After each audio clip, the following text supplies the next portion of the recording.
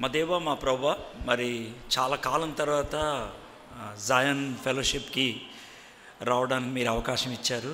మీకు వందనాలు చెల్లిస్తున్నాం ప్రభా. మరి 3 దినాలు ప్రభా వీరితో కలిసి నీ వాక్యాన్ని మేము ధ్యానం చేసుకోవడానికి మీరు మాకు ఇచ్చినటువంటి ఈ అద్భుతమైనటువంటి సహవాసానికై అవకాశానికై మీకు వందనాలు చెల్లిస్తున్నాం ప్రభా. యథార్థత గురించి యథార్థంగా చెప్పాలంటే మాట్లాడటానికి మేము యోగ్యులం కాదు ప్రభా. నీ వాక్యంలోంచి మేము అవగాహన చేసుకొని మా జీవితాన్ని సరిచేసుకోవడానికి నేను ఈ 3 దినాలు మీరు మాకు ప్రత్యేకించి ఉన్నారు. మీరు మాకు సహాయం చేయండి. మీరు మాకు వాక్యాన్ని పంచి ఇవ్వండి తండ్రి. మీకే వందనాలు చెల్లిస్తున్నాం. యేసు నామములో ప్రార్థన చేయించున్నాం తండ్రి, ఆమేన్.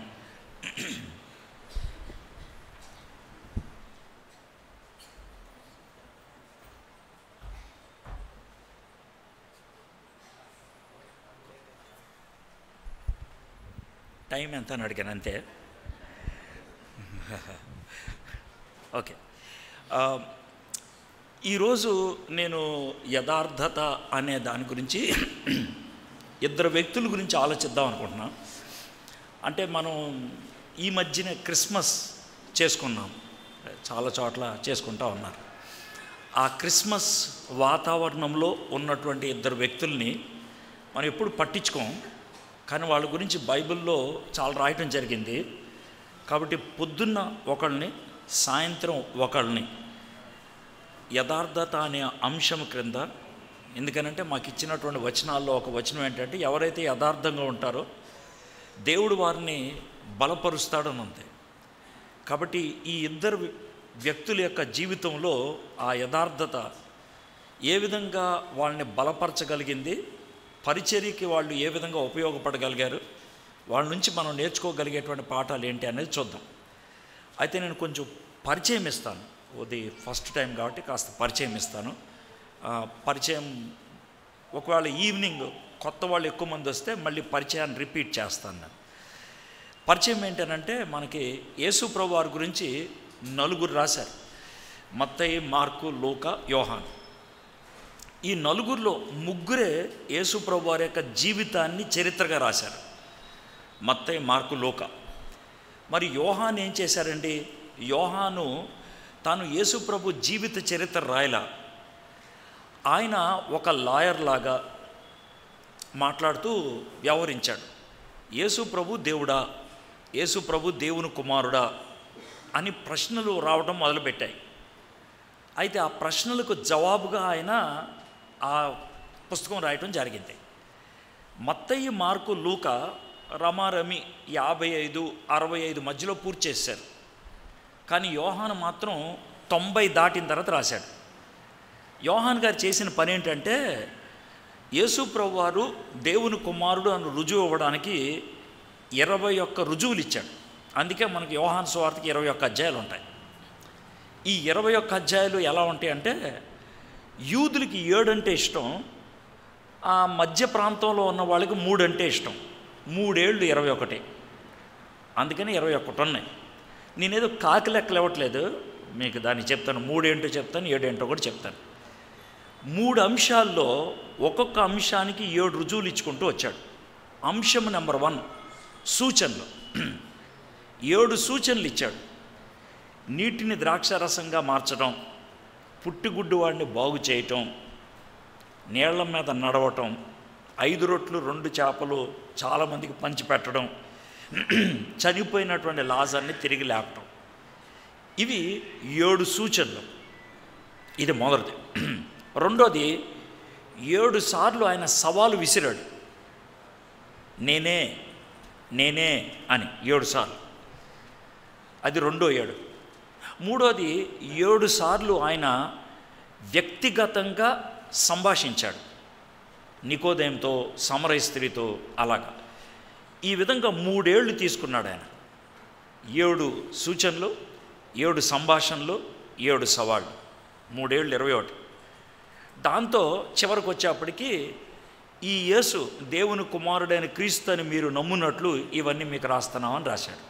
సో అది యోహాను యేసు ప్రభు చరిత్రను మనకి ఇవ్వట్లేదు కాబట్టి ఆయన పక్క పెట్టేద్దాం. ఇక మనకు ముగ్గురే ఉన్నారు, మత్తయి, మార్కు, లూకా.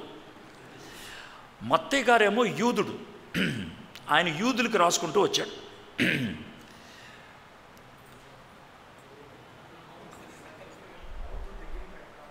ఎక్కువైందని దూరంగా వెళ్తున్నాను నేను, నాకు చాలా ఎక్కువ వినపడిస్తుంది లేదా? తూచి రైట్, ఓకే. మత్తయి గారు యూదుడు. మత్తయి గారు యూదుడు. యూదులకి ఏంటంటే శంఖంలో నీళ్లు పోస్తే కానీ తీర్థం అవదు. అంటే నా భాష కొంచెం వేరుగా ఉంటుంది, కొంచెం తప్పుగా అనుకోవద్దు. మామూలుగా మాట్లాడతాను నేను, రోడ్డు మీద మాట్లాడినట్లు మామూలుగా అలాగా మాట్లాడతాను, అది నాకు అలవాటు. అయితే శంఖంలో పోస్తే కానీ తీర్థం అవదు అన్నట్లు ఉంటుంది. వాళ్ళకి ఏంటనంటే ఏదైనా చెప్తే కనుక లేఖనాల్లో ఉందా అని అడుగుతారు వాళ్ళు. ఏది చెప్పినా కూడా లేఖనాల్లో ఉందా అని అడుగుతారు. ఎందుకు వచ్చింది గొడవ అని, యేసు ప్రభు వారి గురించి మొత్తం 318 ప్రవచనాలు ఉన్నాయి. ఈ 318 ప్రవచనాల్లో మత్తయి గారు 68 ప్రవచనాలు తీసుకున్నాడు. ఆ 68 ప్రవచనాల యొక్క నెరవేర్పుగా రాసుకుంటూ వచ్చిందే మత్తయి సువార్త. యూదులు రాజు వస్తాడని చూశారు, అందుకనే యూదుల రాజుగా యేసు ప్రభువుని పరిచయం చేశాడు.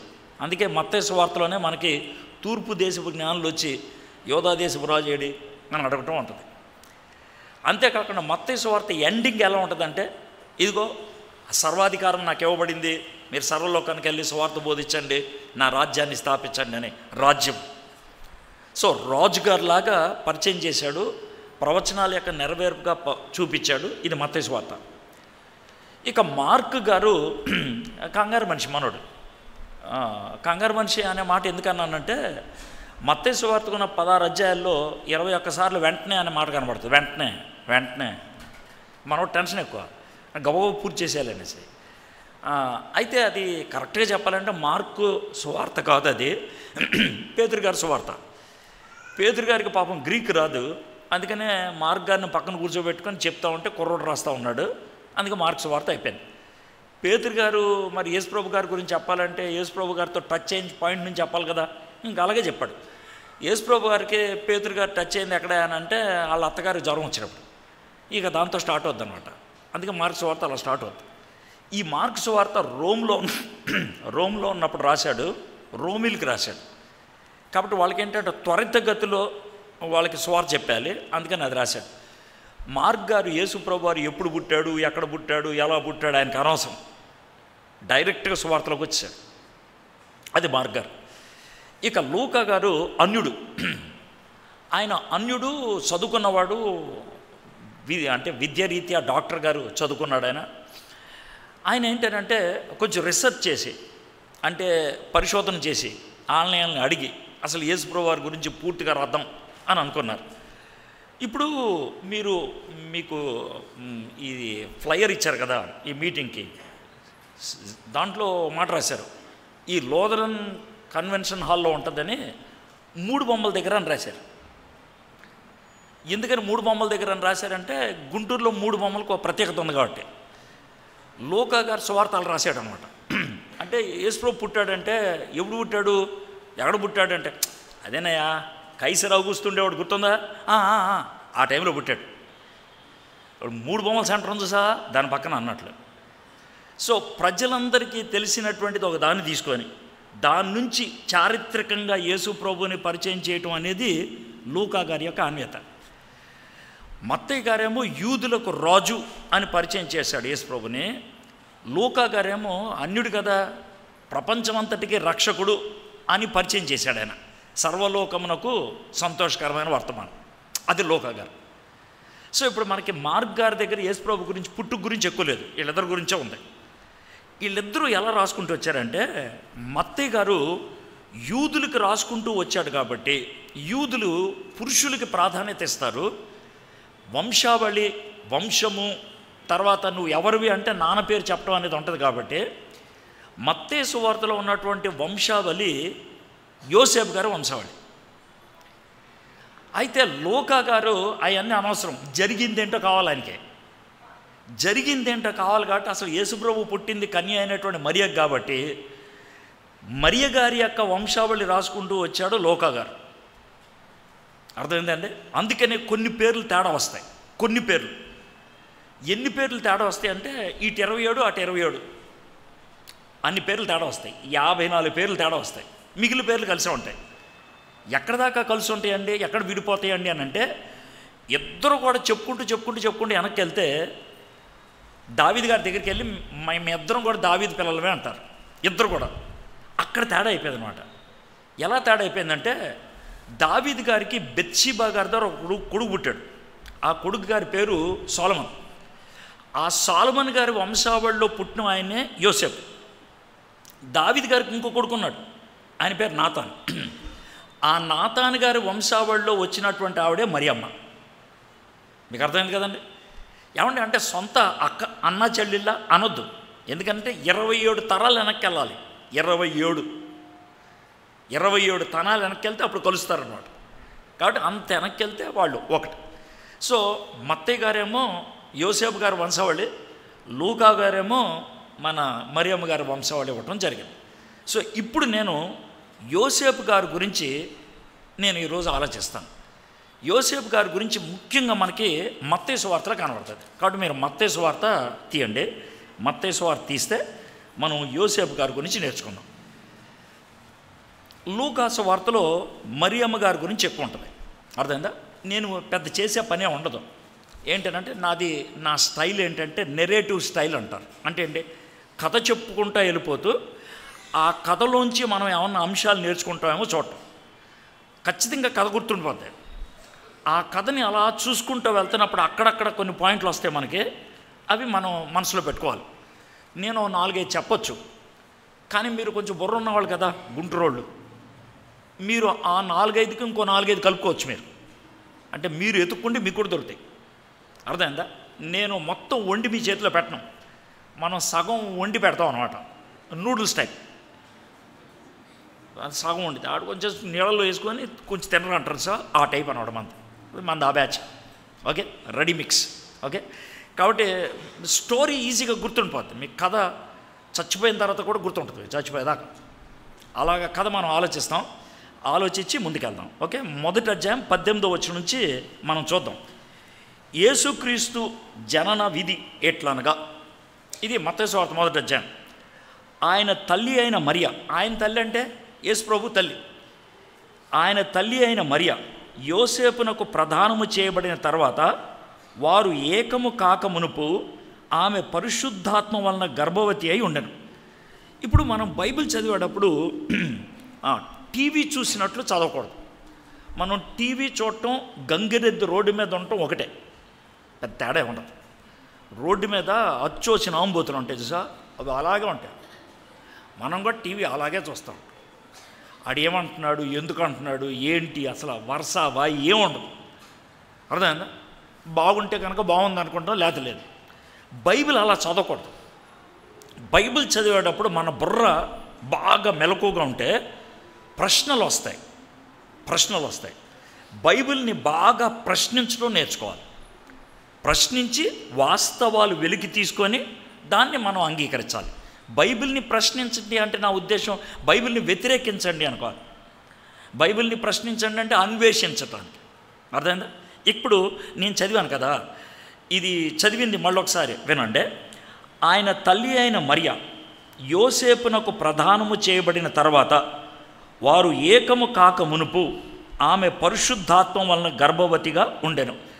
ఈ వచనంలో ఏమన్నా తేడా కనబడుతుందా మీకు? ఈ వచనంలో అంత తేడా, చాలా తేడాలు కనబడతాయి. తేడా నెంబర్ 1, వాళ్ళకి పెళ్ళయిందా? అవలా. కానీ ఆవిడకి ఏమొచ్చేసింది? గర్వం వచ్చేసింది. వాళ్ళు ఏకము కాక మునుపు అన్నారు అంటే పెళ్లి కాకముందు కలుసుకుంటారు అసలు? ఇన్ని ప్రశ్నలు మనకు వస్తాయి, ఇన్ని ప్రశ్నలు. ఒకవేళ ఇదే విషయాన్ని లూకాసు వార్తలు చదివాను అనుకోండి, లూకాసు వార్త 2వ అధ్యాయం నేను 4వ వచనం చదువుతాను. యోసేపు దావీదు వంశంలోను గోత్రంలోనూ పుట్టినవాడు గనక, ఇక్కడ కూడా చూడండి తేడా ఏంటో మీకు కనబడుతుంది. తనకు భార్యగా ప్రదానము చేయబడి గర్భవతి అయి ఉండిన, ఈ మాటలు చూడండి, తనకు భార్యగా ప్రదానము చేయబడి గర్భవతి అయి ఉండిన. ప్రదానం చేయబడిన తర్వాత భార్య అవుద్దా? మరి ఎప్పుడు అవుద్ది? పెళ్ళైన తర్వాత అవుద్ది. కానీ వీళ్ళ పెళ్ళైందా? ఆపలా. కానీ ఏమని పిలుస్తున్నారు వీళ్ళని? భార్యాభర్తలను పిలుస్తున్నారు. ఇవి మనకు వచ్చేటువంటి ప్రశ్నలు. నేను దీన్ని ఎందుకు తీసుకుంటున్నానంటే, మనము ఆ సంస్కృతిలో వాళ్ళెవరు అనేది తెలిస్తే కనుక వాళ్ళ గురించి మనం ఇప్పుడు పరిశోధన చేసేది లేకపోతే ధ్యానం చేసేదానికి విలువ వస్తుంది. ఎలా అంటే, మనకి పెళ్ళికి 3 ఉంటాయి. మొదటిదేమో నిశ్చితార్థం, ఎంగేజ్మెంట్. రెండోదేమో ప్రధానం, బెట్రోతల్. మూడోదేమో వివాహం, వెడ్డింగ్. 3 ఉంటాయి. మనకి ఏ విధంగా 3 ఉంటాయో ఇశ్రాయేలీలకు కూడా అదే 3 ఉంటాయి. కానీ మనకుండేటువంటి టైంలో అవి ఉండవు. మనకి ఎలా ఉంటుందంటే, నిశ్చితార్థం ఎప్పుడు ఉంటుందంటే, అమ్మాయి కానీ అబ్బాయి కానీ పెళ్ళిడు వస్తే వాళ్ళిద్దరూ ఉభయలు నచ్చుకుంటే కనుక, కుటుంబాలకు నచ్చితే అప్పుడు నిశ్చితార్థం జరుగుద్ది. సర్వసాధారణంగా మన దృష్టిలో అమ్మాయికి 18 ఏళ్ళు దాటుతుంది, అబ్బాయికి 21 ఏళ్ళు దాటాలి రాజ్యాంగం ప్రకారం. అప్పుడు వాళ్ళకి ఇది ఎంగేజ్మెంట్ జరుగుద్ది. ఎంగేజ్మెంట్ అయిపోయిన తర్వాత రెండోది బెట్రోతల్, ప్రధానం అంటే ఏంటి? అమ్మాయిని సిద్ధపరిచి పెళ్లి కుమార్తెగా తీసుకెళ్ళి పెళ్ళి ఎక్కడైతే జరుగుతుందో అక్కడ ఆ అమ్మాయిని అప్పగిస్తే అది బెట్రోతల్. ఆ బెట్రోతల్ అయినటువంటి కొన్ని గంటలకి అయిపోయేది వివాహం. ఇది మనకుండే పద్ధతి. కానీ యూదులకు ఉండేటువంటి పద్ధతి అలా ఉండదు. జాగ్రత్త వినాలే. యూదులకు ఎలా ఉంటుందంటే, మొట్టమొదటి నిశ్చితార్థం సర్వసాధారణంగా అబ్బాయి కానీ అమ్మాయి కానీ 7 సంవత్సరాలు వచ్చేటప్పటికి అయిపోద్ది. 7వ సంవత్సరంలో పిల్లలు ఏం క్లాస్ చదువుతూ ఉంటారు చెప్పండి? 2వ క్లాస్. 2వ క్లాస్ వచ్చేటప్పటికి ఎవరిని పెళ్లి చేసుకుంటారనేది డిసైడ్ అయిపోద్ది. గొడవలేని పని అసలు, చాలా సుఖంగా ఉంటుంది. అయితే పెళ్లి చేయరు వెంటనే. రెండోది ప్రధానం. అది ఎప్పుడు చేస్తారంటే, అమ్మాయి పుష్పవతి అయిన తర్వాత 1 సంవత్సరం అవుతారు, మెచ్యూర్ అయిన తర్వాత 1 సంవత్సరం అవుతారు. అప్పుడు రెండో పని చేయడానికి రెడీ. అంటే ఏంటి? రెండోది అంటే ఏంటి? ప్రధానం. అయితే దీనికి ఒక చిన్న లిటిగేషన్ ఉంటుంది. ఏంటి ఆ లిటిగేషన్ అంటే, ఈ అమ్మాయి చేసుకునేటువంటి అబ్బాయి హై స్కూల్లో జాయిన్ అయితే, హై స్కూల్లో 12వ ఏట జాయిన్ అవుతారు, 5 ఏళ్ళు చదువుతాడు హై స్కూల్. 17వ ఏట దాకా పెళ్లి చేయరు, హై స్కూల్ అయిన తర్వాత చేస్తారు. సర్వసాధారణంగా అమ్మాయిలు మెచ్యూర్ ఎప్పుడవుతారు? అతి చిన్న వయసు అంటే 11 ఏళ్ళు, కొంచెం లేట్ అయితే కనుక 13, 14 ఏళ్ళు. సో ఈ రేంజ్లో వాళ్ళు మెచ్యూర్ అవుతారు. సో మెచ్యూర్ అయిన తర్వాత 1 సంవత్సరం ఆగాలంటే, మరియమ్మ ఈ ప్రధానం అయినప్పుడు ఎంత వయసు అమ్మాయి అని ఆలోచిస్తే పండితులు చెప్పేది అతి పెద్ద వయసు వేసుకుంటే 16 ఏళ్ళు, అంత మించి ఉంటాను వీళ్ళది. 16 ఏళ్ళ అమ్మాయి మన భాషలో ఆలోచిస్తే ఎన్నో క్లాస్ చదువుతూ ఉంటుంది? 10వ క్లాస్. 10వ క్లాస్ అమ్మాయి గురించి చదువుతున్నాం మనం ఇప్పుడు. మనం అది గుర్తుపెట్టుకోవాలి. 10వ క్లాస్ అమ్మాయి గురించి మనం చూస్తున్నాం. సరే, మరి యోసేపు గురించి ఆలోచిస్తే, యోసేపు బడికెళ్ళినోడైతే ఒకవేళ ఆ విధంగా అతి ఎక్కువలో ఎక్కువ 18 ఏళ్ళు. అంటే యోసేపు ఎన్నో క్లాస్ వాడు? ఇంటర్మీడియట్ వాడు. ఇంటర్మీడియట్ కుర్రోడు 10వ క్లాస్ అమ్మాయి వాళ్ళ జీవితంలో జరిగినటువంటి విషయాన్ని ఇప్పుడు మనం చూడబోతున్నాం. మీకు అర్థమైంది కదండి? సో అది మీరు బ్యాక్గ్రౌండ్గా పెట్టుకుంటే సరిపోదు. సరే, వీళ్ళిద్దరికీ ప్రదానం చేసినప్పుడు ఏం చేస్తారంటే, బాబు నువ్వు ఈ అమ్మాయికి భర్తవే, అమ్మా నువ్వు ఈ అబ్బాయికి భార్యవే, మీరిద్దరూ భార్య భర్తలు ఈ రోజు నుంచి. ఎప్పుడు? బెట్రోతల రోజు, ప్రధానమైన రోజు. అయితే ఓ చిన్న మాట, మీరిద్దరూ దగ్గర అవ్వకూడదు, సెక్స్లో పాలు పంపులు కలగకూడదు, మీరిద్దరూ అన్యోన్యం అయిపోకూడదు, గట్టిగా కౌగులించుకోకూడదు, ముద్దు పెట్టుకోకూడదు. ఒకవేళ మీరు అలాంటి పని చేస్తున్నట్లు ఇద్దరు సాక్ష్యం ఇస్తే మిమ్మల్ని ఊరు బయటికి తీసుకెళ్ళి రాళ్లతో కూడా చంపేస్తాం. సార్ ఇది ఎంతకాలం? పెళ్ళి అయ్యేదాకా. పెళ్ళి ఎప్పుడు అవుద్ది? 1 సంవత్సరం తర్వాత అవుద్ది. ఈ సంవత్సరం దాకా మీకు ఇదే పని. యోసేపు నాలాంటి వాడు అనుకోండి, నేను అడిగే ప్రశ్న, సార్ ఈ ప్రదానం చేయడం ఎందుకు? భార్యాభర్తలు అంటం ఎందుకు? మీ దగ్గర అవద్దరా అంటాం ఎందుకు? మేము దూరంగా ఉంటాం సార్. కుదరదు కుదరదు కుదరదు, మీరు భార్యాభర్తలకు ఉండాలి. ఈ పని మాత్రం చేయకూడదు. ఏంటి సార్ ఈ తలనొప్పి? అదే పవిత్రతకి పరీక్ష, నిగ్రహ శక్తికి పరీక్ష. అర్థమైందా? తేడా వచ్చింది అనుకోండి, ఒకటే గమ్యం, ఏంటిది? రాళ్లతో కూడా చంపేస్తాం. ఇది పరిస్థితి. అయితే ఆ విధంగా ప్రధానమైపోయింది మరియమ్మకి, ఆ విధంగా ప్రధానమైపోయింది యోసేపుకి. అప్పుడు జరిగిన తతంగమే క్రిస్మస్.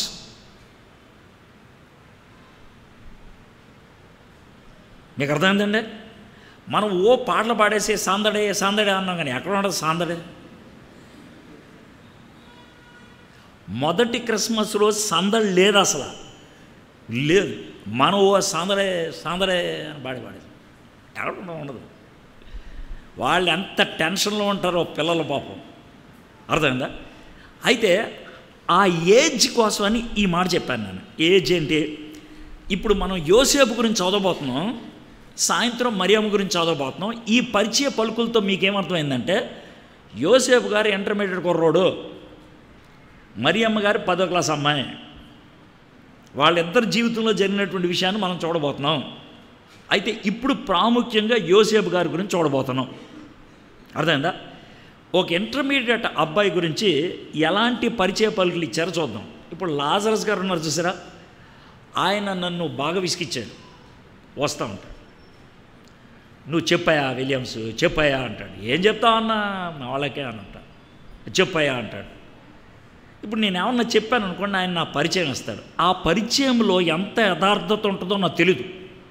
వీడు పెద్ద పోటుగాడు, వీడు అక్కడికి వెళ్ళి వచ్చాడు, ఇక్కడికి వెళ్ళి వచ్చాడు, బోళ్ళు చెప్పొచ్చు నా గురించి. అది ఎంత కరెక్టో మనకు తెలియదు.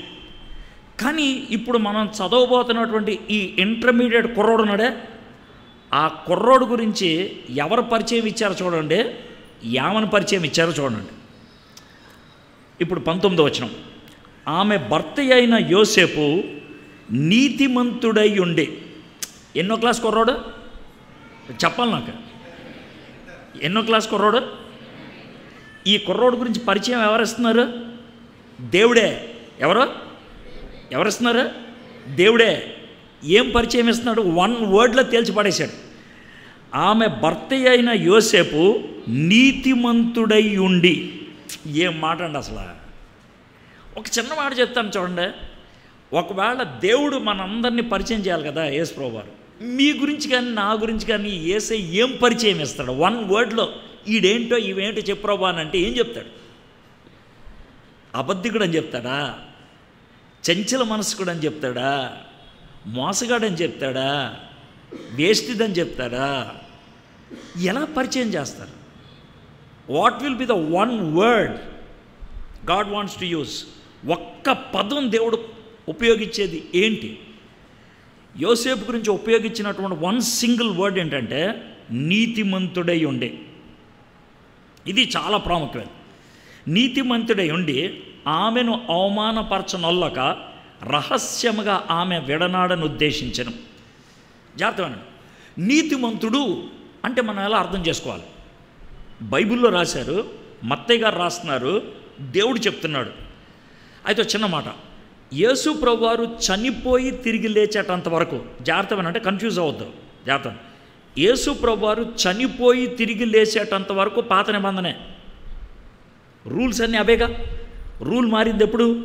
ఆయన చనిపోయి తిరిగి లేచిన తర్వాత. కాబట్టి ఇది పాత నిబంధన కాలం. ఏది ఇప్పుడు మనం చూసేది వాళ్ళు పాత నిబంధన వాళ్ళే కదా. అంటే సార్ కొత్త నిబంధనలో ఉంది కదా సార్ అంటే, ఉందే బాబు, ఉంది కొత్త నిబంధనలోనే. కానీ సంస్కృతి, పద్ధతులు, సిద్ధాంతం పాత నిబంధన సిద్ధాంతం. మీకు అర్థమైంది కదండి? అది పరిస్థితి. ఈ పాత నిబంధన సిద్ధాంతంలో నీతిమంతుడు అని ఎవరిని అంటారు? మనకి బైబిల్లో మొట్టమొదటిగా నీతిమంతుడు అని ఎవరిని అన్నారంటే నోవహుని అన్నారు. ఆదికాండం 6వ అధ్యాయం నోవహుని. ఎందుకన్నారు నోవహుని? నోవహు దేవుడిని నమ్మాడు. నోవహు దేవుడిని నమ్మాడు. ఏం నమ్మాడు బాబు నోవహు? ఏంటండి? ఏం లేదయా, కొంచెం ఇక్కడ పడవ కట్టు. ఇక్కడ పడవెట్టండి ప్రభా, కట్టాలి అను. నీళ్ళు అవి లేవు కదా, నేను నీళ్లు పైనుంచి పంపిస్తా. పైనుంచి పంపిస్తావా? పైన నీళ్ళు ఉంటాయా? ఉంటాయా? పైనుంచి నీళ్ళు ఎలా పంపిస్తావు? నేను పైనుంచి నీళ్లు పంపిస్తే దానికి ఒక పేరు ఉంటుంది. ఏం పేరు? వాన. ఓహో, అదొకటి ఉంది ఏంటి కాన్సెప్టు? ఉంది. నాకు తెలియదు మరి నీకు తెలియదు. మాకు తెలిసిందల్లా నీళ్ళు కింద నుంచి వస్తాయని. కరెక్టే, ఇప్పుడు దాకా కింద నుంచి ఇచ్చా, ఒక్కసారి పైనుంచి ఇస్తా. పైనుంచి నీళ్ళు ఎలా ఇస్తానంటే పైన ట్యాప్లు ఉంటాయి పెద్దవి, ఓపెన్ చేస్తాం. తూములు ఓపెన్ చేస్తే అవుతుందంటే నీళ్ళు ఎంత వస్తాయి అంటే ఎంత వస్తాయి? గ్లాస్ నిండుదా? ఏం గ్లాసా? దేశం నిండుద్ది. దేశమా? ఈ పడవ పైకి తాగుతుంది. అర్థమైందా? అని అంటే మనోడు చేతులు కట్టుకొని అన్నం కట్టేశాడు. దాన్ని నీతి అంటారు. దేవుడు చెప్పిన మాటని నమ్మాడే, దాన్ని నీతి అంటారు. పైగా పడవ కట్టడం అనేది ఒక రోజు 2 రోజులు పట్టింది కాదు, కనీసం 100 సంవత్సరాలు పట్టింది. 100 సంవత్సరాల పాటు ప్రజలు ఆయన్ని ఏడిపిస్తూ ఉంటే, విసిగిస్తూ ఉంటే ఏం పట్టింపు లేకుండా పడగొట్టుకుంటూ పోయాడు.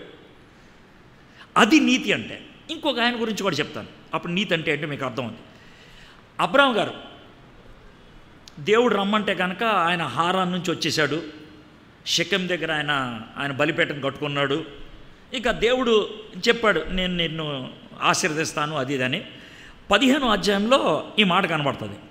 ఆదికాండం 15వ అధ్యాయం 6వ వచనం. అతడు యెహోవాను నమ్మెను, ఆయన అది అతనికి నీతిగా. ఇప్పుడు మీకు అర్థమైంది? పాత నిబంధనలో దేవుడు ఏదైనా చెప్తే, చెప్పిన దాన్ని నమ్మితే దాన్ని నీతి అంటారు. మీకు అర్థమైందా? ఇప్పుడు యోసేపు గారిని దేవుడు ఏమన్నాడు అంటే, యోసేపు ఏం చేసేవాడు అనమాట? నమ్మేవాడు అనమాట. ప్రశ్నలు వేయకుండా, విసికించకుండా, దేవుడు ఏం చెప్పినా కూడా అది నమ్మేవాడు. ఇంకో మాటలో చెప్పాలంటే, యోసేపు ఎందుకు నీతిమంతుడంటే తనకి తెలిసిందల్లా పాటించేవాడు. మనకున్నటువంటి ఒక పెద్ద జాడ్యం ఏంటనంటే, మనం తెలిసింది పాటించం, కొత్త విషయాలు తెలుసుకోవాలనుకుంటాం. తెలిసింది పాటించం, కొత్త విషయాలు తెలుసుకోవాలనుకుంటాం. దాంతో పెద్ద సమస్య వచ్చి పడుతుంది. అని అంటారేమో. దేవుడు మనకి పరలోకంలో పాయింట్లు ఇచ్చేది ఎలాగో చెప్తాను. ఇప్పుడు నేను బోధకుడిని కదా, కాబట్టి నాకు ఎక్కువ విషయాలు తెలుస్తాయి. మీకు 5 విషయాలు తెలిసాయి అనుకుందాం. 5 విషయాల్లో 4 పాటించారు. 5లో 4 పాటించారంటే మీకు 80% మార్కులు వచ్చాయి. 100కి 80. నేను మీకంటే పొడుగాను కదా, నాకు 20 విషయాలు తెలుసు. 20 విషయాలు. 20 విషయాల్లో నేను 15 పాటించా. మీరు 4 పాటించారు, నేను 15 పాటించా. మీకంటే ఎక్కువ పాటించానుగా, కానీ నాకు మార్కులు తక్కువ వస్తాయి. ఎందుకు వస్తాయి అంటే 20 తెలుసు, 15 పాటించావు. 20 తెలుసు, 15 పాటించావు. కాబట్టి నీకు 75 మార్కులే. అదేంటి ప్రభా, వాళ్ళు 4 పాటించారు, వాళ్ళకి 80 మార్కులు ఇచ్చావు, నేను 15 పాటించాను. క్వశ్చన్ అది కాదు. నీకు 20 తెలుసు, 5 పాటించలా. వాడికి 5 తెలుసు, ఒకటే వాడు పాటించలా. వాడు నీకంటే మంచోడు, వాడు నీకంటే శ్రేష్ఠుడు. ఈ భాషలో మాట్లాడిన వాళ్ళు ఉన్నారు పాత నిబంధనలో. మీకు చెప్పాలంటే యోధా లేడా? తామారు గురించి ఏమంటాడు తెలుసా? నాకంటే నీతిమంతురాలు, యథార్థవంతురాలు ఆవిడ. ఎందుకంటే ఆవిడికి తెలిసింది పాటించింది. యోసేపు తాను నేర్చుకున్నది పాటిస్తాడు. అయితే ఇప్పుడు మనం అడగాల్సిన ప్రశ్న ఏంటంటే, ఇప్పుడు సియోను ప్రార్థనా సహవాసం లాంటి మీరు ప్లేస్లో ఉన్నప్పుడు దేవుని వాక్యం ఇక్కడ బాగా బోధించేవాళ్ళు ఉంటారు. పైగా ఇక్కడ తప్పుడు బోధలు అలాంటివి ఉండవు. అంటే నేను పంపు కొడుతున్నాను అనుకోవద్దు, నాకు తెలుసు కాబట్టి చెప్తున్నాను. ఉన్నదన్నట్టు ఇలాంటి సంఘంలో ఉన్నప్పుడు మీరు ఖచ్చితంగా ప్రతి వారం కూడా 1, 2 పాఠాలు నేర్చుకుంటారు. ఈ నేర్చుకున్న పాఠాల్లో ఎన్ని పాటిస్తున్నారు మీరు? ఒకవేళ మీరు పాటించకుండా ఎక్కువ ఉండిపోతే కనుక అది దేనికి దారితీస్తుంది అంటే దేవుడి నుంచి ఎడబాటుకి దారితీస్తుంది, జాడ్యం వస్తుంది, పడిపోతారు, అలవాటైపోతుంది వాక్యం, మతి మందబారిపోద్ది, బండగా అయిపోతారు, కొవ్వెక్కిన వాళ్ళు అవుతాం మనం. ఇది పరిస్థితి. కానీ మనలో చాలామంది కోరుకుంటేది ఏంటి తెలుసా? సార్ వాక్యం ఎక్కువ చెప్పండి, సార్ వాక్యం ఎక్కువ చెప్పండి. చెప్పితే ఏం చేస్తావా నువ్వు? చెప్తే ఏం చేస్తావు? విన్నదాన్ని పాటిస్తున్నావా? విన్నదాన్ని పాటిస్తున్నావా? దేవుడు ఆత్మీయతను చూసేది ఎంత తెలుసుకున్నావు అన్న దాని మీద కాదు, ఎంత పాటించావు. యోసేపు నీతిమంతుడు అయితే ఆయన ఏమంటున్నాడు? నీతిమంతుడై ఉండి ఆమెను అవమానపరచనొల్లక రహస్యముగా ఆమెను విడనాడ ఉద్దేశించను. ఏమండి, నీతిమంతుడైతే వదిలేయటం ఏంటండి? తప్పు కదా, వదిలేయకూడదు కదా. అప్పట్లో అయితే వదిలేయాలి. ఎందుకంటే ద్వితీయోపదేశకాండం 24వ అధ్యాయం మొదటి 5 వచనాలు కనుక మీరు చదివితే, ద్వితీయోపదేశకాండం 24వ అధ్యాయం మొదటి 5 వచనాలు కనుక చదివితే, తాను పెళ్లి చేసుకోబోయేటువంటి అమ్మాయి, తాను పెళ్లి చేసుకున్నటువంటి అమ్మాయి, చేసుకోబోయే అమ్మాయినా చేసుకున్న అమ్మాయినా, ఒకవేళ ఆమె యొక్క కన్యరికం మీద డౌట్ ఉంటే, ఆమె యొక్క వ్యవహారాల మీద డౌట్ ఉంటే, ఆయన చేయాల్సిన పని ఏంటంటే, ధర్మశాస్త్రం ప్రకారం చేయాల్సిన పని ఏంటంటే డివోర్స్ లెటర్ ఇచ్చేయాలి. అది అప్పుడు, ఇప్పుడు కాదు బాబోయ్, మీరు తప్పుగా ఆలోచించదు. ఎడ్వర్డ్ గారు చెప్పేశారని నేను చేస్తాను అనొద్దు. అది అప్పుడు చేసేవాళ్ళు, ఇప్పుడు చేయమని నేను చెప్పట్లా, పక్కా చెప్తున్నాను నేను మళ్ళీ. అప్పుడు చేసేవాళ్ళు వాళ్ళు, అప్పుడు చేసేవాళ్ళు, అది వాళ్ళు చేయాలి. అయితే యోసేపు ధర్మశాస్త్రాన్ని ఉన్నది ఉన్నట్లుగా పాటించడానికి ఇష్టపడేటువంటి వాడు. వాక్యం నేర్చుకున్నాడు, దాన్ని పాటిస్తున్నాడు. యోసేపు వయసు ఎంత? 18 ఏళ్ళు. నేను ఇది ప్రతిసారి అడిగిస్తాను, 18 ఏళ్ల కుర్రోడు ధర్మశాస్త్రముని ఎరిగి దాన్ని పాటించటానికి ఇష్టపడేటువంటి వాడుగా మనకు కనబడుతున్నాడు. ధర్మశాస్త్రాన్ని పాటించేవాడు ఆయన నీతిమంతుడు. నా మొట్టమొదటి పాయింట్ అది. ఎందుకు నీతిమంతుడు? దేవుణ్ణి నమ్మాడు. ఎందుకు నీతిమంతుడు? తన ధర్మశాస్త్రాన్ని పాటించాడు, తెలిసిన ధర్మశాస్త్రాన్ని పాటించాడు, అందుకు ఆయన నీతిమంతుడు. సరే, నెక్స్ట్ ఏంటో చూద్దాం. అతడు ఈ సంగతులను గూర్చి ఆలోచించుకొనుచుండగా, మీరు మనసులో పెట్టుకోవాల్సింది ఆలోచించుకుంటున్నాడు. ఆయన కార్యాచరణలోకి వెళ్ళిపోలా, ఆయన చేయటం మొదలుపెట్టేలా ఆలోచిస్తున్నాడు. ఇలా చేస్తే బాగుంటుందా, ఇలా చేద్దామా, అమ్మాయిని ఎందుకు పాడు చేయటం, అమ్మాయి క్యారెక్టర్ని ఎందుకు మనం కెలగడం, సైలెంట్గా వదిలేద్దాం, ఇది ఆలోచించుకుంటున్నాడు. ఆలోచించుకొని చూడగా ఇదిగో ప్రభుదూత స్వప్నమందు అతనికి ప్రత్యక్షమై. ఎవరు కనబడ్డారు? ప్రభుదూత. ఎక్కడ కనబడ్డారు? స్వప్నం ఎప్పుడు వస్తుంది? నిద్రపోతున్నాడు. గట్టి చెప్పాలి. ఇప్పుడు అంటే మనోడు టెన్షన్లో ఉన్న కూడా నిద్రపోతున్నాడు ఆయన. అదే టెన్షన్లో మీరు నిద్రపోతారా? నిద్ర పట్టక చేస్తారు ఏదో. అదే మనవాడు పడుకొని నిద్రపోయాడు అంటే మీరు చిన్న చిన్న విషయాలేవే, చాలా చిన్న చిన్న విషయాలే. బైబిల్లో ఇలాంటి చిన్న చిన్న విషయాలు ఎందుకు బాగా రాశారంటే అక్కడే మనకు పాయింట్లు వస్తాయి. ఆయన దేవుణ్ణి నమ్మేవాడు కాబట్టి ఆలోచించుకుంటున్నాడు. సర్లే పడుకొని నిద్రపోదాం ఏదోదే అని నిద్రపోయాడు. కళ బాగా నిద్రలో ఉన్నప్పుడు వస్తుంది. మనవాడు బాగా నిద్రలోకి వెళ్ళిపోయాడు, కళ వచ్చేసింది. మనకి కళ్ళలో దేవుడు కనబడి మాట్లాడుతూ ఉన్నాడు. మరి మీరు నిద్రపోతున్నారు సరిగ్గా? ఆలోచించుకోండి. సమస్యలు ఉన్నప్పుడు పడుకోవడం వచ్చా మీకు? అర్థమైందా? పడుకోవడం నేర్చుకోవాలి. సరే, ఇదిగో ప్రభుదూత స్వప్నమందు అతనికి ప్రత్యక్షమై, దావీదు కుమారుడు అయిన యోసేపు. ఈయన దావీదు కుమారుడా? మీరు ఒక్కసారి 16వ వచనంలోకి రండి. మత్తయి సువార్త 16వ వచనం మొదటి అధ్యాయం. యాకోబు మరియ భర్త అయిన యోసేపును కనును, ఆమె యందు క్రీస్తు అనబడు యేసు పుట్టెను. ఇది 16వ వచనం. 15వ వచనం చూడండి. ఎలీహూదు ఎలియాజర్ను కనును, ఎలియాజరు మత్తానును కనును, మత్తాను యాకోబుని కను. అంటే యాకోబు వాళ్ళ నాన్నగారి పేరేంటి? ఇక్కడ ఉంది కదండి. ఏంటిది? ఇక్కడ దూతగారు వచ్చి ఏమని చెప్తున్నారు? దావీదు కుమారుడు అని చెప్తున్నాడు అనాలి కదా. ఇప్పుడు మత్తాకిను దావీదికి ఎంత దూరం ఉందో తెలుసా? 1000 ఏళ్ళు. ఎంత? 1000 ఏళ్ళు. 1000 ఏళ్ళు వెనకాల ఉన్నాడు ఎవరు? దావీదు. వాళ్ళ కొడుకుని పిలిచాడు. అదేంటండి అలా ఎలా పిలుస్తాడు? పోనీ మనవడని పిలిస్తే బాగుంటుంది, మును మనవడని పిలిస్తే బాగుంటుంది కదండి అని అంటే, మా నాన్నగారు సత్యదాస్ గారికి నేను కొడుకుని, మా తాతగారు జాన్ విలియం, జాన్ విలియం గారికి నేను మనవడిని, కానీ ఒకవేళ బైబిల్లో రాస్తే జాన్ విలియం గారు కొడుకు అని రాస్తారు. ఏ సార్, మనవడు అనే మాట యూదులకు లేదు. ఎలా సార్ అని నేనేం చేయను? లేదు, వాళ్ళకి లేదు. జాన్ విలియం గారి యొక్క నాన్నగారు ఉన్నారు సత్యానందం, ఆయనతో నన్ను కంపేర్ చేయాలంటే ఆయన కొడుకు అని రాస్తారు నాకు. అదే రాస్తారు సార్, ముని మనవడు కదా సార్ మీరు. ఎవరైతే ఆయనదే కొడుకే. ఆ విధంగా ఎన్ని తరాలు వెనక్కి వెళ్ళినా కూడా కొడుకే. యాకోబు వాళ్ళ నాన్నగారి పేరు మత్తాను అని ఆలోచిస్తూ ఉన్నప్పుడు దూతగారు వచ్చి దావీదు కుమారుడా అనగానే మనోడు ఎలా టైప్ అయిన ఉంటాడు, దావీదు గారిని ఎందుకు తీసుకొచ్చారు దూతగారు ఇక్కడికే, దావీదు గారిని ఎందుకు తెచ్చారు, ఇది ఆలోచిస్తూ ఉంటాడు.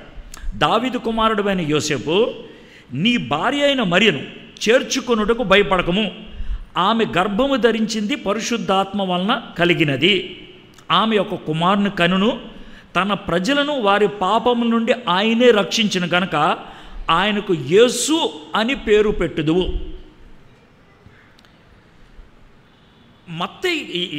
మత్తా కుమారుడైనటువంటి యోసేపుకి ఈ కళ వచ్చింది.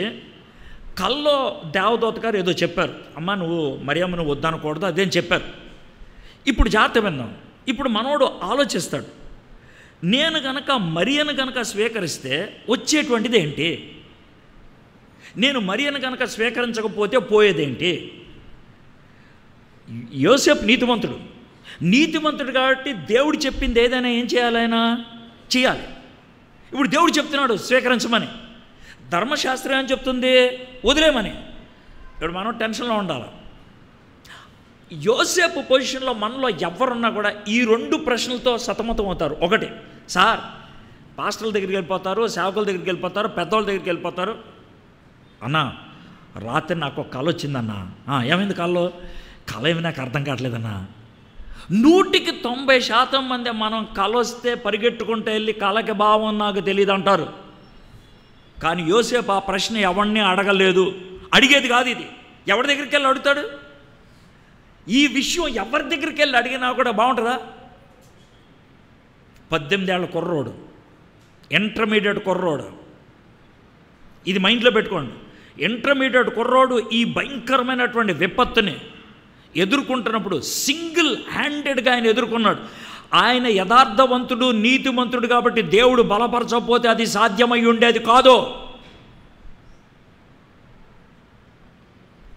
ఆ తర్వాత ఏమంటున్నాడు దేవదూత, ఆయనకు యేసు అని పేరు పెట్టుదు అనెను.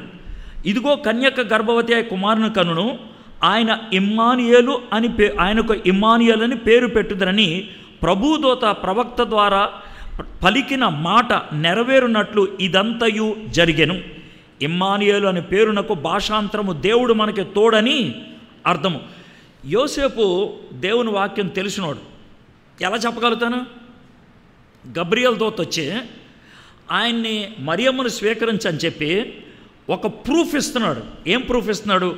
యెషయా అనేటువంటి ప్రవక్త రాసినటువంటి ప్రవచనాన్ని కోట్ చేసి ఆ ప్రవచనం నెరవేర్చడానికి ఇది జరుగుతుందని చెప్పడం బట్టి ఓహో అదా ఇది, ఓహో అదా ఇది అని ఎవరికి ఎలిగింది?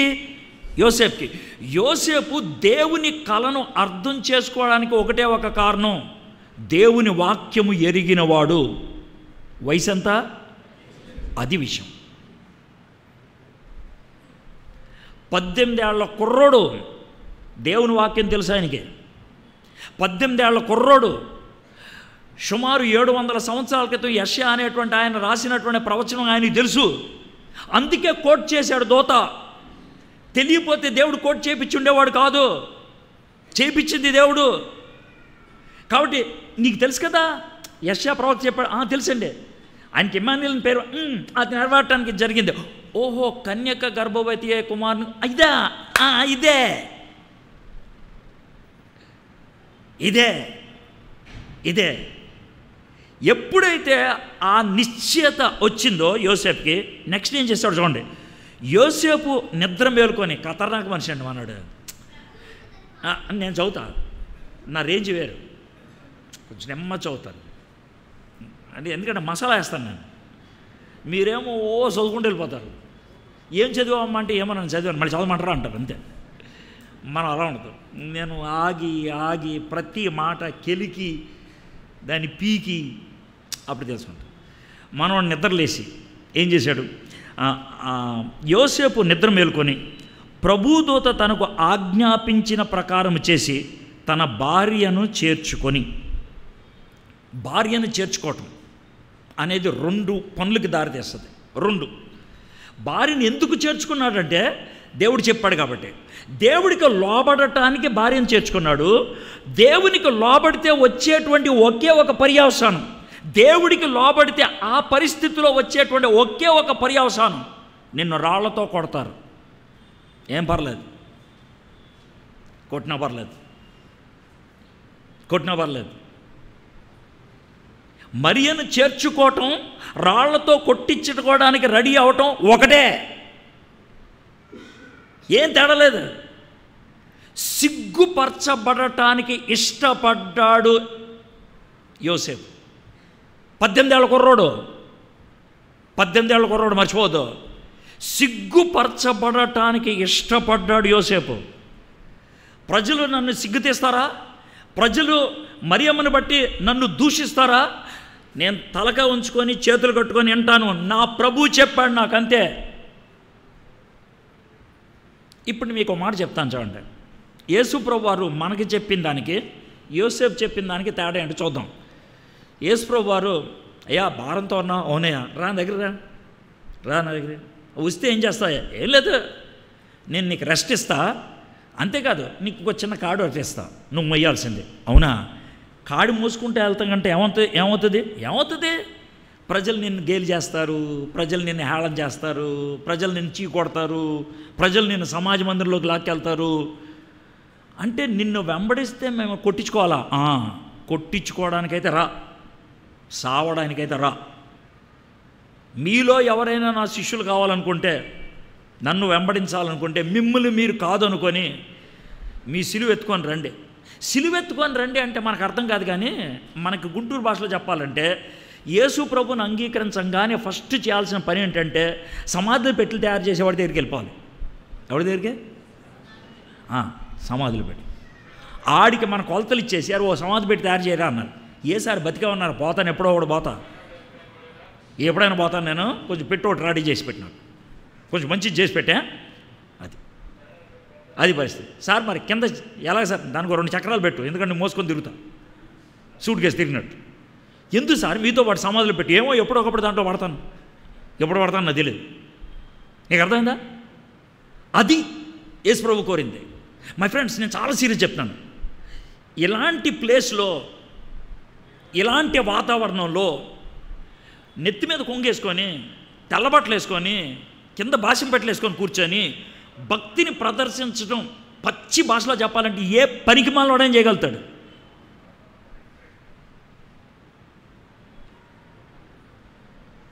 ఎవడేం చేయగలుగుతాడు? అయితే యేసు ప్రభు కోరింది అది కాదు. ఇది నీకు ట్రైనింగ్ గ్రౌండ్. ఇక్కడ నువ్వు బలం పొందుకుంటే బయటికి వెళ్ళిన తర్వాత నా బిడ్డ అని చెప్పుకోవడానికి నువ్వు తలంచుకోకూడదు.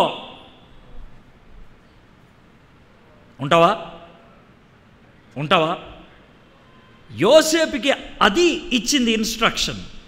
యోసేపు నీతిమంతుడు కాబట్టి, దేవుని మాటను శిరసా వహించేవాడు కాబట్టి, సిగ్గుపరచబడటానికి ఏమాత్రం సంకోచించకుండా ఓకే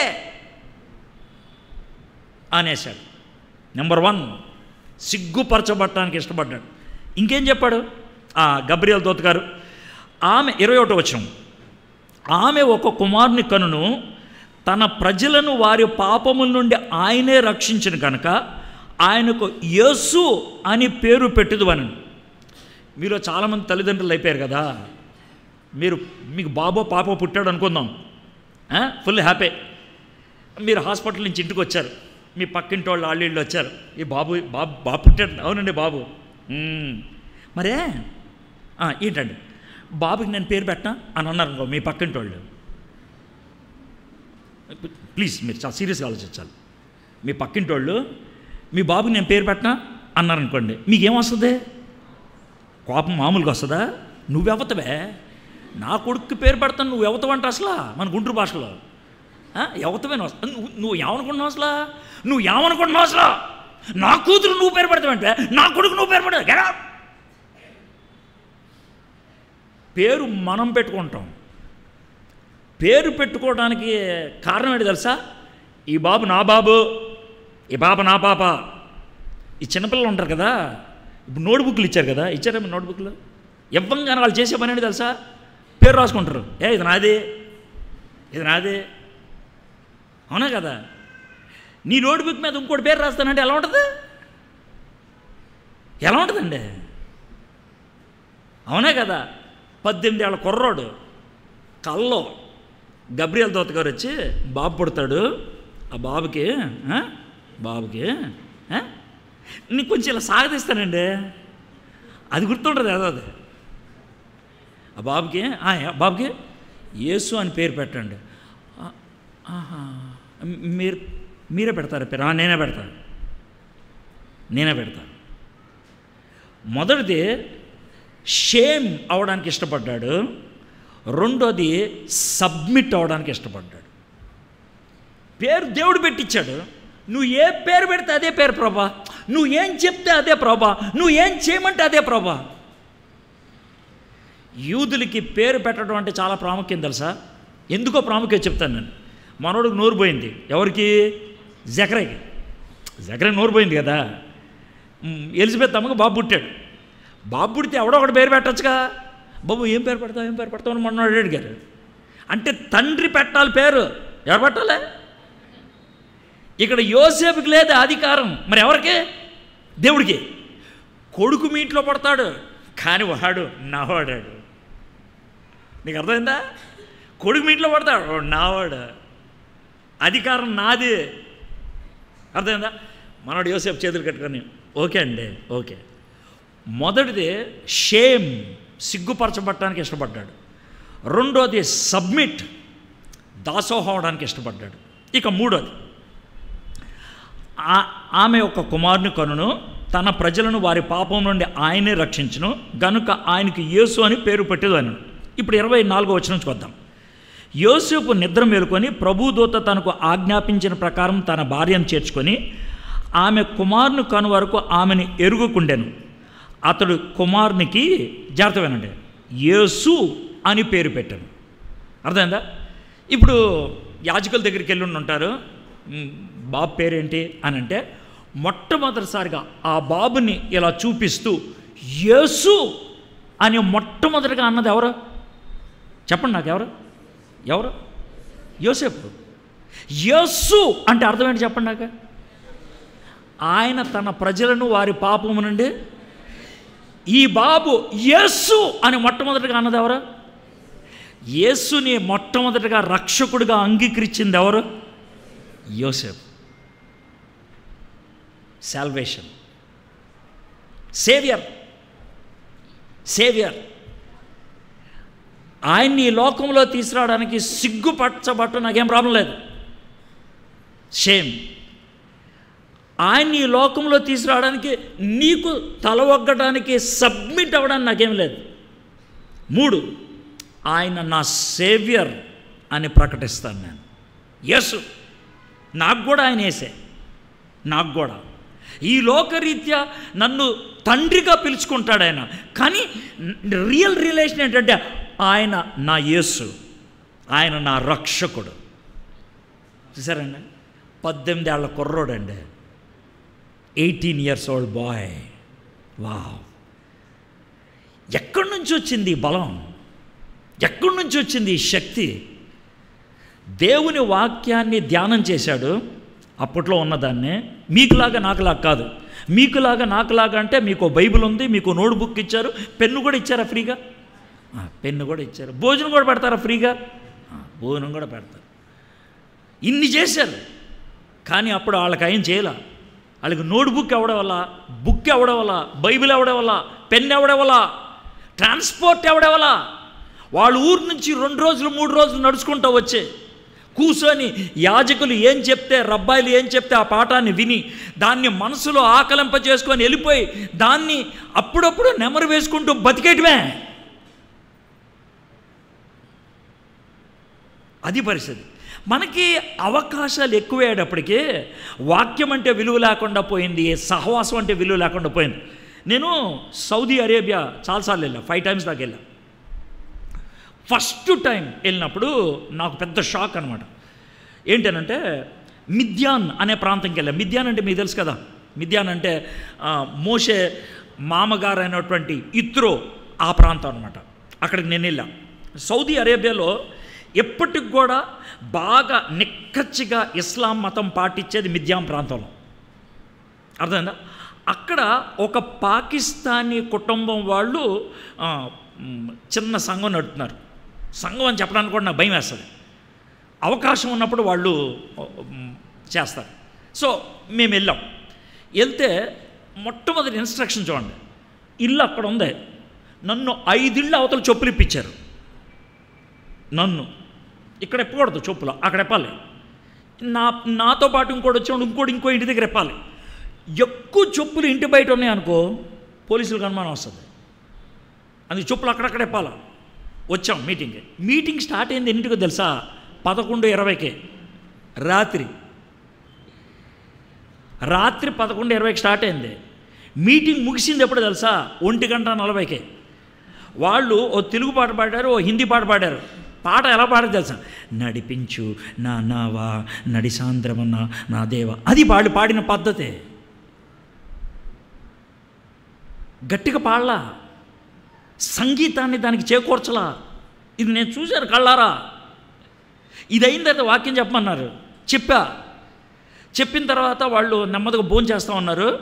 ఒక అతనుతో నేను మాడుతూ ఉన్నా, అతను నాతో సెల్ఫీ తీసుకోవడానికి వచ్చాడు. నేను భుజం మీద చేసా, ఫోటో దిగిన తర్వాత తమ్ముడు ఏం పేరు నీదని అన్న, ఎక్కడుంటావు ఇక్కడ అని అన్నాడు. అన్న ఇక్కడ కొంచెం దూరం అన్న అన్నాడు. ఎక్కడి నుంచి వచ్చావు తమ్ముడు అని అంటే, అన్న నేను ఇక్కడ నుంచి 500 కిలోమీటర్ల దూరంలో ఉంటాను అన్నాడు. ఇక్కడ నుంచి 500 అంటే విశాఖపట్నం దాటి కొంచెం దూరం వెళ్ళాలి. తమ్ముడు మరి ఎలా వచ్చావంటే మీటింగ్ ఉండదని తెలిసిందన్న. ఇలాగ మీటింగ్ జరిగి 8 నెలలు అయిందన్న.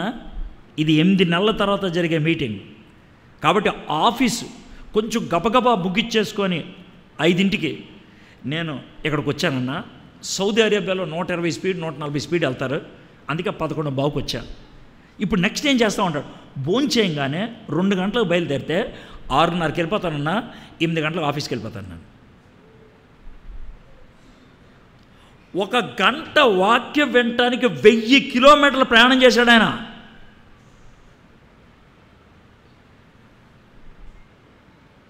ఇప్పుడు మీరు చేసే పని ఏంటి తెలుసా? ఇలాగా కాన్వకేషన్ ఉంటుంది, 3 రోజుల మీటింగ్ ఉంటుంది అని అంటే మీరు అడిగే మొట్టమొదటి ప్రశ్న ఏంటి చెప్పండి రా? లైవ్ ఉంటుందా?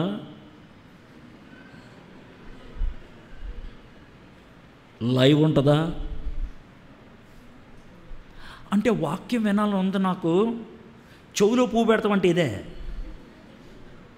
అర్థమైందా? వాక్యం వినాలని ఉంది నాకు, లైవ్ ఉంటే చెప్పండి, కొంచెం ఆ లింక్ పంపించండి, ఇంట్లో చూసేస్తా. ఆ లింక్ ఎలాగే ఓపెన్ అయి ఉంటుంది, యువతలు ఏం చూస్తుంటావో ఎవడో తెలీదు, యువతలు ఏం చేస్తుంటారో తెలీదు ఎవడికి. ఇది ఆ వాక్యం అంటే ప్రేమ. వాక్యం కోసం వెలపెట్టడానికి చేతకానప్పుడు దేవుడి దగ్గరికి ఎందుకు వచ్చావు నువ్వు అసలు? దేవుని మాటకు తల ఒగ్గటానికి చావడానికి ఇష్టపడ్డాడు యోసేపు. టు బి షేమ్డ్, తల ఒగ్గి చేతులు కట్టుకొని ఏం పేరు పెడతాది అన్నాడు ఆయన. చిన్న బాబుని చూసి నువ్వు నా రక్షకుడు అని అన్నాడు ఆయన. You are my saviour, you are my saviour. యోసేపు ఎంత గొప్పడో చూడండి. 11:40 అయింది సార్, లెక్క ప్రకారం ఎన్నింటికి అయిపోవాలి సార్ చెప్పండి సార్, ఏదో ఒకటి, ఇంకో పావు గంట, రైట్. అయ్యగారు చెప్పిన దాన్ని బట్టి వెళ్ళిపోయాను. ఇప్పుడు స్పీడ్కి వెళ్ళిపోతాం. దేవుడు యోసేపుని నడిపించే పద్ధతి ఏంటంటే కళలు. ఏంటిది?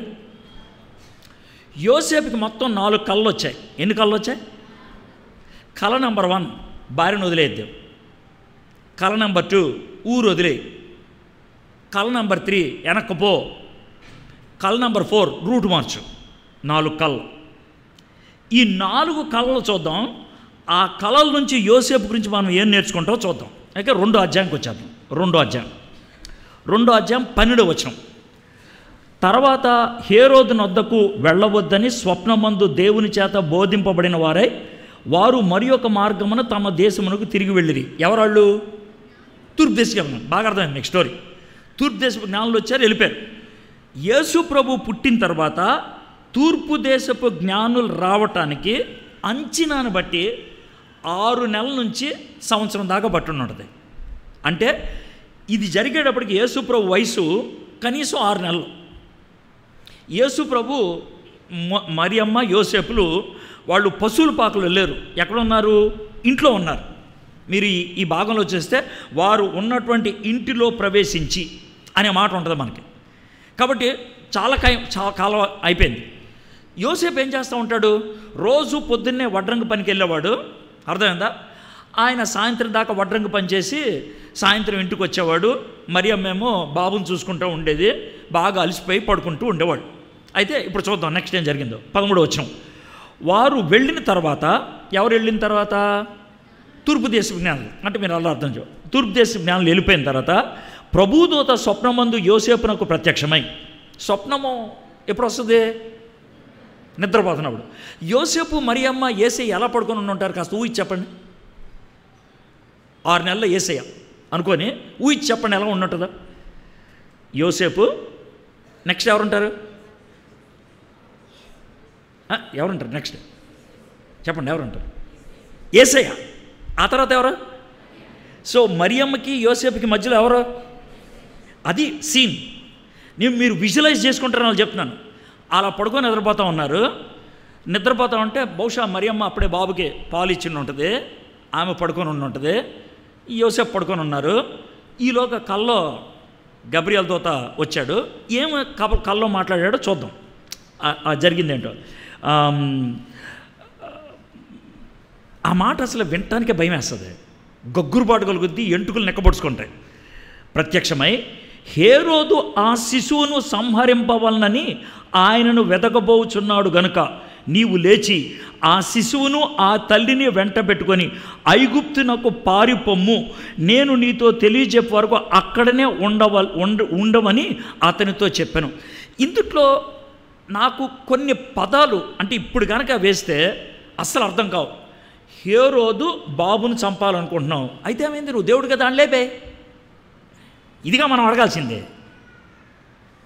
హేరోదు వెతుకుతున్నాడు, నువ్వు పారిపో. మనం పారిపోవటం ఏంటి? అర్థం అదే లేచి నుంచోలుగానే. మీకు అర్థమవుతుందా? పదాలు ఏంటో మీకు అర్థమవుతుందా? పారిపోమంటే నువ్వు పారిపోవడం లేచి నుంచోవాలి మనం. ఇది మనం అనేది. అయితే గుర్తుపెట్టుకోండి, క్రైస్తవులంగా కొన్ని చోట్ల నుంచి మనం పారిపోవాలి. క్రైస్తవులంగా విశ్వాసులంగా కొన్ని చోట్ల నుంచి పారిపోవాలి. కొన్నాట్లని వెంటాడాలి, కొన్నాట్లని ఎదుర్కోవాలి. అర్థమైందా? ప్రతి దాన్ని ఎదుర్కోవడానికి ప్రయత్నం చేస్తే టైం వేస్ట్ అవుతుంది, పిచ్చోళం అవుతాం. అందుకనే ఈ కాలానికి డిబేట్లు పనిచేయవు. ఒక 20 ఏళ్ల క్రితం బాగుండేది, 10 ఏళ్ల క్రితం బాగుండేది. నేను చాలా చేశాను డిబేట్లు. ఇప్పుడు ఎవడైనా చేయమని అడిగారు అనుకో, వద్దులే బాబు అని అంటాను. ఎందుకంటే అప్పట్లో డిబేట్లు నేర్చుకోవడానికి, ఇప్పుడు డిబేట్లు చూపించుకోవడానికి. చివరికి వచ్చేది ఏముండదు. నేను గెలిచానంటే నేను గెలిచానంటారు అంతే. ఇద్దరు ఎవడు గెలిచాడో తెలియదు, ఎవడు ఇంతకు వచ్చే విషయం కూడా తెలియదు మనకి. పారిపో ఇది అర్థం కాని విషయం. అయితే నేను ఊహించి ఇలా ఉన్నాను. మనవాడు కళ వచ్చింది. కల్లో హేరోదు బాబుని చంపేస్తాడంట, ఎత్తుతున్నాడు బాబుని, కాబట్టి నువ్వు వెంటనే వెళ్ళిపో అని అన్నాడు. యోసేపు లేచాడు.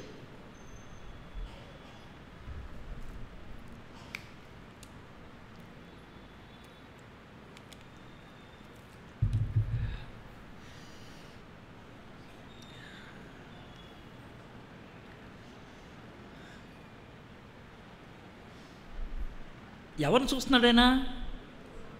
ఏసైని. ఏసైని చూస్తే మనోడికి వచ్చేదేంటి? విపరీతమైన టెన్షను. ఇతన్ని చంపాలని ట్రై చేస్తుంది ఎవరు? హేరోదు ఎవరో? రాజు. రాజు. ఏసీ ఎంత ఉన్నాడు ఆయన? ఎంతోని చంపడానికి అంత పెద్ద రాజు చూస్తున్నాడు. ఆ ఇన్ఫర్మేషన్ ఈయనకి వచ్చింది రాత్రి. బాబుని చూస్తే మనోడికి ఎలా వస్తుందో వణుకు పుట్టుకొస్తూ ఉంటుంది. మరియమ్మ లేచింది. అండి ఏంటి లేచారు? మరియమ్మ, మరే గాబ్రియల్ గారు కల్లోకి వచ్చారు. అవునా, ఏం చెప్పారు?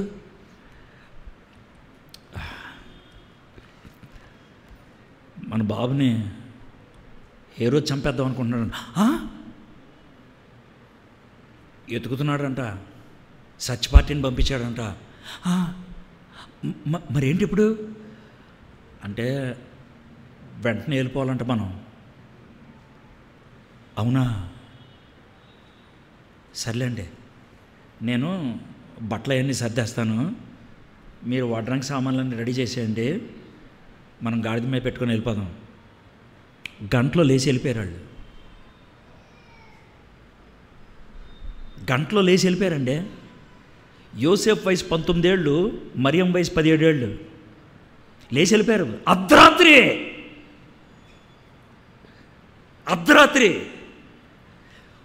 పైగా వాళ్ళు గుంటూరు నుంచి పెదకాకాని వెళ్ళా. మీకు అర్థమైందా? గుంటూరు నుంచి సత్తెనపల్లి వెళ్ళా. అర్థమైందా? బెత్లెహేం నుంచి ఐగుప్తి బార్డర్ 105 కిలోమీటర్లు, బార్డర్ నుంచి ఇంకో 50 కిలోమీటర్లు, 155 లేదా 170 కిలోమీటర్లు. 7-8 రోజులు నడిస్తే కానీ వాళ్ళు ఎక్కడికి వెళ్ళాలో వెళ్ళరు. పైగా వాళ్ళకి వెళ్ళడానికి ఏమైనా ఠికానా ఉందా, అడ్రస్ ఉందా? ఏమీ లేదు. లేచి వెళ్ళిపోయారు వాళ్ళు. యోసేపు తీసుకున్న నిర్ణయం ఎలాంటిదో చూడండి. యోసేపు జీవించిన జీవితం ఎలా ఉంటుందో ఆలోచించుకోండి. చూడండి ఏముందో. ప్రభుదూత స్వప్నమందు యోసేపునకు ప్రత్యక్షమై, హేరోదు ఆ శిశువును సంహరింపవాలని ఆయన వెదుగుచున్నాడు గనుక నువ్వు లేచి ఆ శిశువును ఆ తల్లిని వెంటబెట్టుకొని ఐగుప్తునకు పారిపోయి నేను నీతో తెలియజెప్పే వరకు అక్కడనే ఉండమని అతనితో చెప్పాను. చూడండి, అప్పుడు అతడు లేచి రాత్రివేళ శిశువును తల్లిని తోడుకొని ఐగుప్తునకు వెళ్ళి, రాత్రివేళ మిడ్నైట్ లేచి వెళ్ళిపోయారు వాళ్ళు. మిడ్నైట్. అదే కళ మనకు వస్తే పీడకాలను పడుకుంటామేమో. అదే కళ వస్తే స్తోత్రం స్తోత్రం సర్వశక్తిమంతుడు యేసు నామములో రక్షించాలి ఆయన ప్రార్థన చేసి పడుకున్న తర్వాత ఉంటాం. That's it. కానీ నా అలా కాదు. నాకు బాగా అంతు పట్టని విషయం ఏంటంటే, హేరోదు క్యారెక్టర్ స్టడీ చేస్తుండే, అరే బాబు యోసేపు గురించి, యోసేపు కళ వచ్చింది, వాళ్ళు కళ్ళు వస్తాయి అదోదే, ఓ కళ వచ్చింది, కళ రాగానే దేశం వదిలేసి వెళ్ళిపోవడం ఏంద్రా బాబు నువ్వు? ఏం మనిషిరా నువ్వు అసలు? ఏం మనిషి అసలు? ఏం విశ్వాసం అనేది అసలు? పోనీ అక్కడ ఏమన్నా అడ్రస్ తెలుసా? తెలీదు. ఏ ఊరు వెళ్ళాలో తెలుసా? తెలీదు. అక్కడ ఎవడుంటాడో తెలుసా? తెలీదు. వెళ్ళిపోవడం ఏంద్రా బాబు? పైగా 6 నెలల బాబుని పట్టుకొని గాడిద మీద పాపను ఎక్కించుకొని వెళ్ళిపోవడమేనా? ఏం మనిషిరా నువ్వు? దేవుడు చెప్పాడు సార్, వెళ్ళిపోతాను నేను. మీరు ఎప్పుడైనా ఈ యాంగిల్లో చదివారు దీన్ని? ఎప్పుడైనా ఈ యాంగిల్లో చూడగలిగారా? ఎప్పుడైనా? పాపం వెళ్ళిపోయాడు ఆయన. ఆడికి వెళ్ళి ఉన్నాడు. మేబీ 1 సంవత్సరం ఉన్నాడో 2 సంవత్సరాలు ఉన్నాడో మనకు తెలియదు. ఆ తర్వాత నెక్స్ట్ ఏం జరిగింది? ఆ జ్ఞానులు వెళ్ళిపోయారు, వాళ్ళంతా అయిపోయారు. 19వ వచనంకి వచ్చేద్దాం. నేను నెక్స్ట్ డ్రీమ్లోకి వచ్చేస్తున్నాను, చెప్పి ముగిచ్చేద్దాం.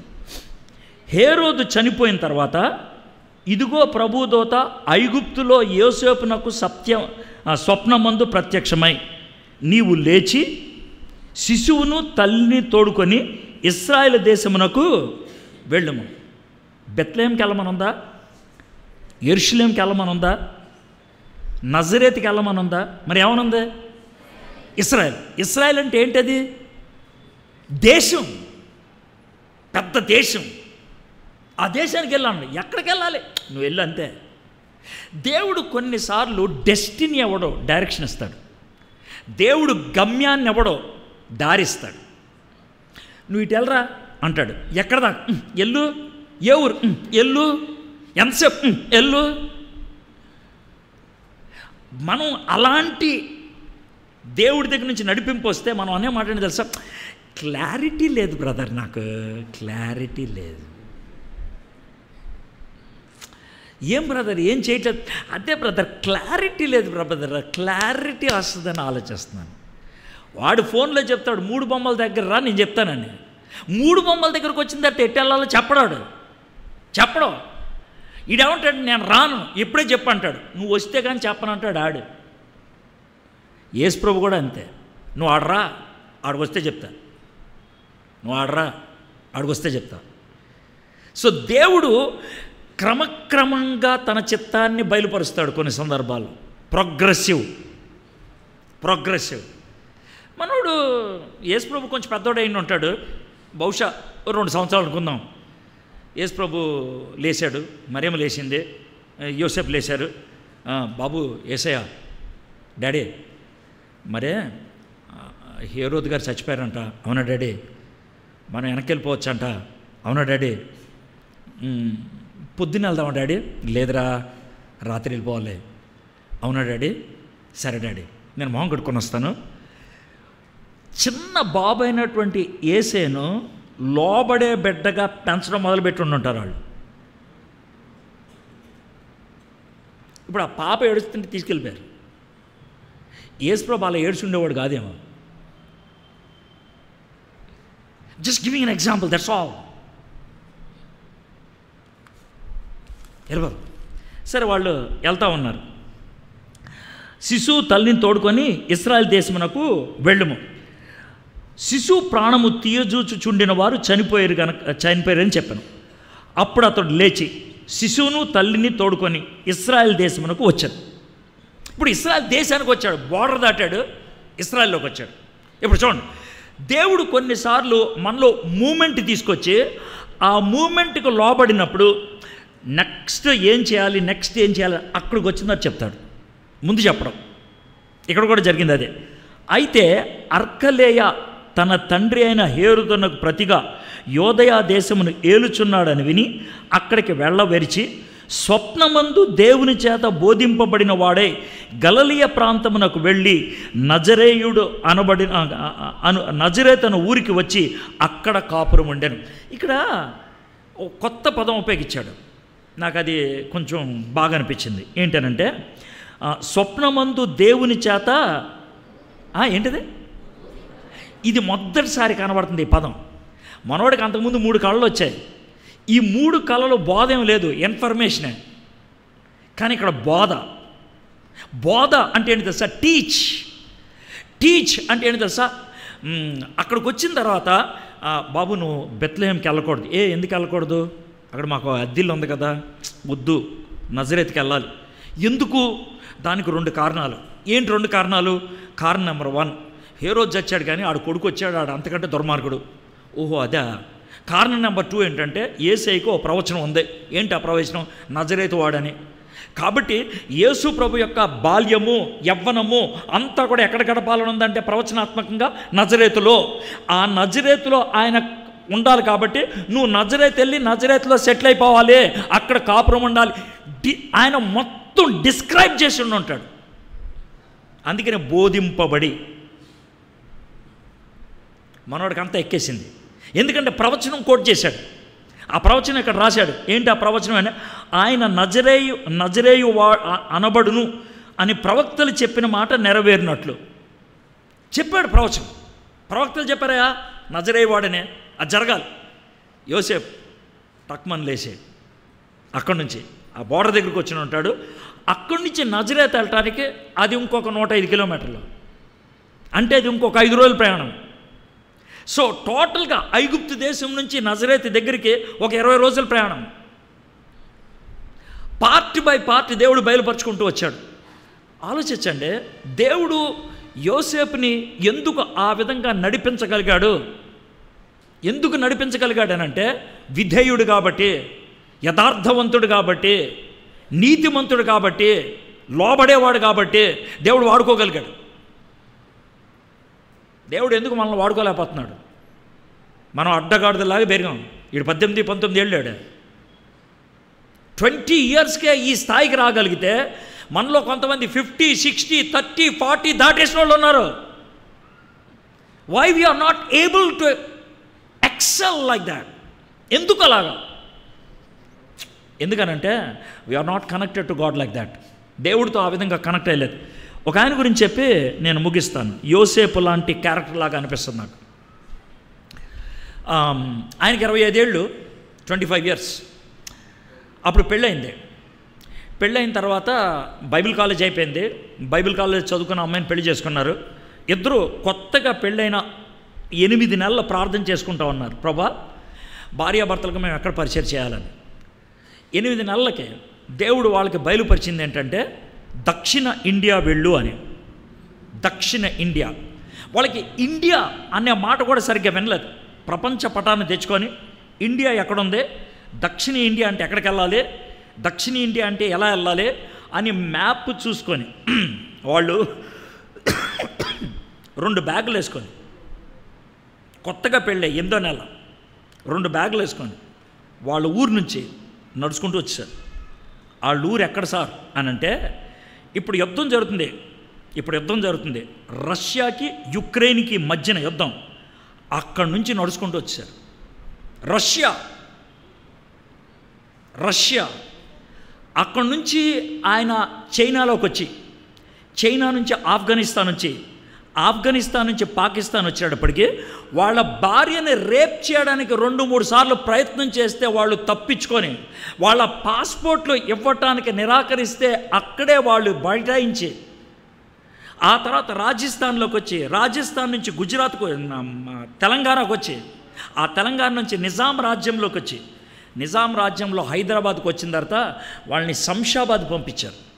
శంషాబాద్ వెళ్ళి 1 సంవత్సరంలో తెలుగు నేర్చుకొని వాళ్ళు పరిచయం చేయడానికని భువనగిరి వచ్చారు.